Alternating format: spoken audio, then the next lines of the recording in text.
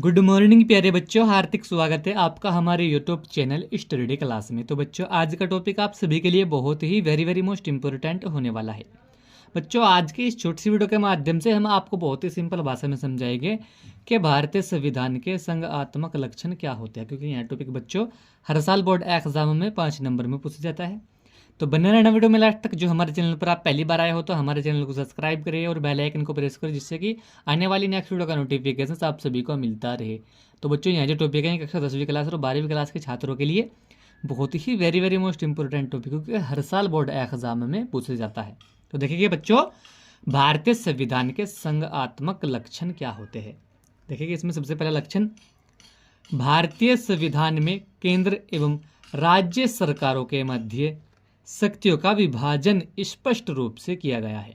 तो बच्चों, यह एक भारतीय संविधान का संघात्मक लक्षण होता है क्या, कि भारतीय संविधान में जो केंद्र एवं राज्य की सरकारें होती है, इनके मध्य शक्तियों का विभाजन जो है स्पष्ट रूप से किया गया है। ठीक है बच्चों, तो यह एक भारतीय संविधान का संघात्मक लक्षण होता है। दूसरा लक्षण देखेंगे बच्चों, भारतीय संविधान में स्वतंत्र न्यायपालिका की व्यवस्था की गई है। यह भी एक भारतीय संविधान का संघात्मक लक्षण है। क्या, जो भारत का संविधान है इसमें स्वतंत्र न्यायपालिका की व्यवस्था की गई है, यह भी एक भारतीय संविधान का संघात्मक लक्षण होता है।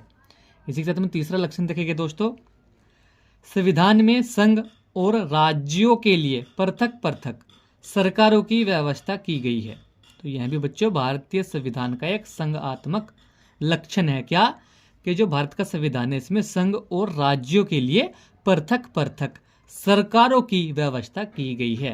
ठीक है बच्चों, तो यह भी भारतीय संविधान का एक संघात्मक लक्षण है। इसी के साथ में चौथा लक्षण देखेंगे बच्चों, भारत का संविधान कठोर तथा लिखित है। संविधान को सर्वोच्चता प्रदान की गई है। केंद्र तथा राज्य सरकारें संविधान के अनुसार ही शासन कार्यों का संचालन करती है। भारत यानी कि भारतीय संविधान में संशोधन की प्रक्रिया को बहुत जटिल बनाया गया है। तो बच्चों, जो भारत का संविधान होता है यह कठोर तथा लिखित है और संविधान को सर्वोच्चता प्रदान की गई है। ठीक है, यह भी एक भारतीय संविधान का संघात्मक लक्षण होता है। और केंद्र तथा राज्य सरकारें संविधान के अनुसार ही शासन कार्यों का संचालन करती है। ठीक है बच्चों, कौन कौन सी यानी कि जो केंद्र की और राज्य की सरकारें होती है यह संविधान के अनुसार ही अपने शासन कार्यों का संचालन करती है। और भारतीय संविधान में संशोधन की जो प्रक्रिया है इसको बहुत जटिल बनाया गया है। यह भी एक भारतीय संविधान का संघात्मक लक्षण होता है। तो बच्चों, आज की वीडियो में यही था कि भारतीय संविधान के संघात्मक लक्षण क्या है या क्या होते हैं। इस तरीके से यह टॉपिक हर साल बोर्ड एग्जाम में पूछा जाता है 5 नंबर में।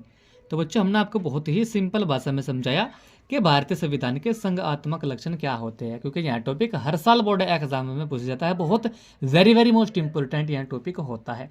तो आज की वीडियो में यही था। वीडियो कैसा लगा, वीडियो को लाइक कमेंट शेयर करें। मिलते हैं ऐसे ही के लिए नेक्स्ट वीडियो में, तब तक के लिए bye bye, have a nice day.